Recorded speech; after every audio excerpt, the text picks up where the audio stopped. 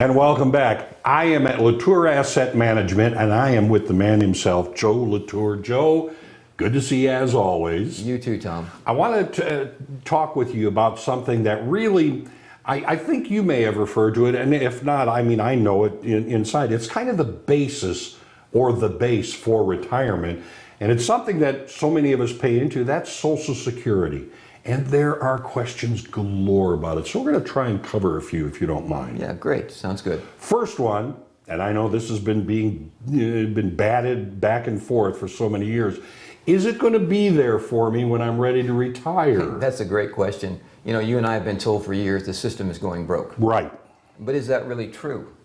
Okay, so there's a lot of political propaganda surrounding the solvency of Social Security. And Tom, I don't care what side of the aisle you vote on, both sides are milking this thing to gender more votes to their particular political persuasion. Okay, so every year the OASDI trustees put out a report regarding the solvency of Social Security. Right now there's enough to last till 2033, and then it's supposed to cut down to 75 to 80% of the benefit. And that is if they don't enact any reforms. However, there are several reforms on the table. And listen, the baby boomer demographic is the largest voting demographic, Tom, in our country. Oh, yes, it is. So if they take away your Social Security, all right, it's almost like political suicide.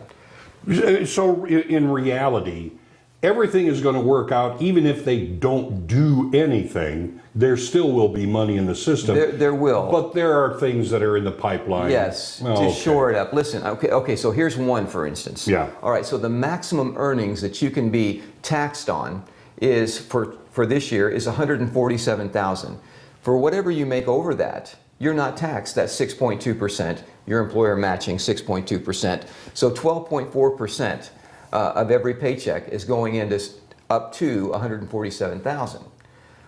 That's a lot of money going into the coffers. Yeah, then. but see, right now on Medicare, yeah. Okay, so you're paying 1.45%. Your employer matches that. Right. Okay, if you make $1 million, it's 2.9% combined of every paycheck. There's no ceiling on it like Social Security. So what they're looking at is possibly raising that ceiling for certain income brackets. Tom, that one fix alone, that one reformation of Social Security has the potential of fixing the solvency issue.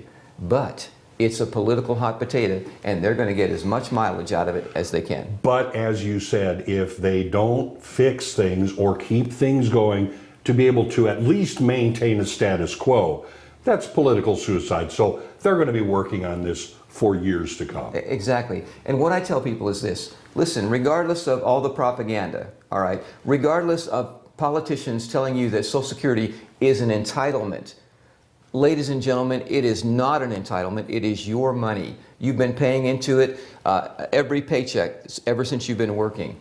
So never let some politician make you feel like you're stepping in the soup line when it comes time to filing for your benefit. Oh, that's my money. It is your money. I mean, that's the way everybody should feel. Absolutely. And this is what I tell folks. Listen, it's too important for guesswork. Just like the rest of your retirement plan, it requires planning. It's the foundation of your income in retirement. It makes up 40% of the average person's income in retirement.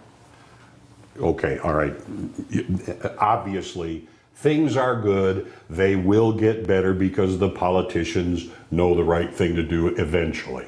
All right. Now, let's get a little more specific on something.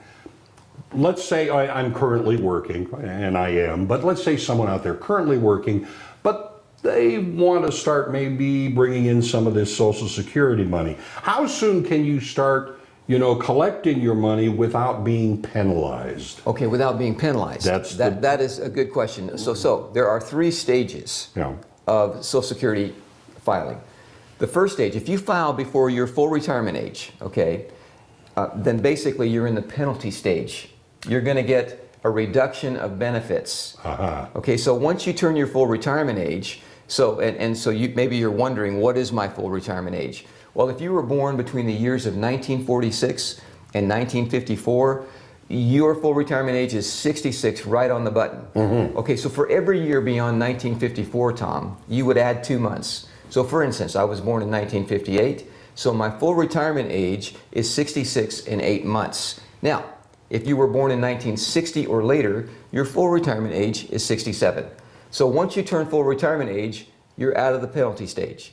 Right. Now, if you wait beyond your full retirement age to file, you're in the bonus stage.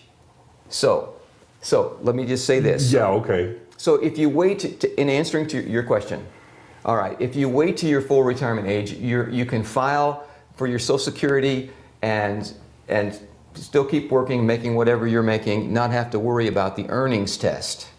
All right, but if you file prior to your full retirement age, you got to worry about the earnings test. If you file prior to that retirement age, does that stay with you then throughout? Yes, the or does it reduction change does. back? The reduction. So let's just say, so the earliest you can file, Yes. let's just say that your full retirement age is 66, all right? And you file at 62. That's the earliest you can file, Tom, unless you're on disability. Right. All right? Okay. You're going to receive a 25% reduction in benefits that will follow you the rest of your life. Okay, and this is why you need a financial advisor to guide you over these hills and through the valleys. And Joe LaTour, it's a guy you should talk to. Give him a call, LaTour Asset Management. And we're going to have more on this in weeks and months to come.